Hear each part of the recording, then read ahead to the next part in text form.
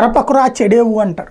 Canada వాడు ప్రపంచంలోని అందరినీ పిలుస్తున్నాడు, వ్యాపారాలు చేసుకోమన్నాడు, ఉద్యోగాలు చేసుకోమన్నాడు. మనోళ్ళు కూడా బోల్డ్ అంతమంది అడిగిపోయారు. కానీ ఇందులో మంచోళ్ళని చూసుకోవాలి, చెడ్డోళ్ళని పక్కన పెట్టాలి. ఖలిస్తానీ తీవ్రవాదుల్ని, ఖలిస్తానీ తీవ్రవాదాన్ని ప్రోత్సహించే వాళ్ళని, అసాంఘిక శక్తుల్ని పెంచి పోషించి ప్రోత్సహిస్తున్నాడు జస్టిన్ ట్రూడో అనేటువంటి అక్కడ ఉన్నటువంటి తిక్క ప్రధానమంత్రి. వాడికి ఏంట్రా అంటే ప్రాబ్లం వల్ల వాడికి భారత్ మీద ద్వేషం ఉంది. ఎందుకంటే వాడికి ఓట్లేస్తున్నటువంటి వాళ్ళల్లో ఖలిస్తానీలు ఉండటం.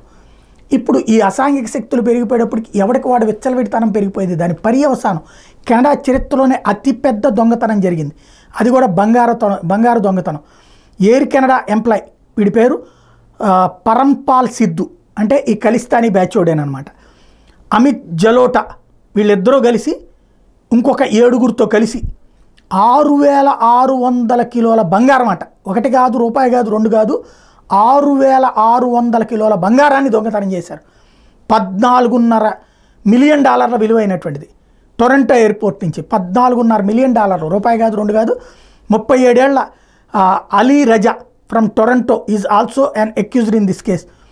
ఇప్పుడు ఈ దొంగతనానికి సంబంధించి officials reveal that the gold was melted down and used to procure illegal weapons. దీన్ని బంగారాన్ని మొత్తాన్ని అమ్మేసేసి దాని ద్వారా ఆయుధాలు కొని ఖలిస్తానీ పెంచడానికి ప్రయత్నించారు. మొట్టమొదటి నుంచి నరేంద్ర మోడీ చెప్తోంది అదే, పిచ్చిముండా కొడకల్లారా, వాళ్ళు తీవ్రవాదులు రా, వాళ్ళు ఏదైనా చేస్తారంటే వాళ్ళని వెనకేసుకొచ్చినటువంటి ట్రూడోకి ఇది ఒక పెద్ద షాకింగ్ పరిణామం అని చెప్పాలి.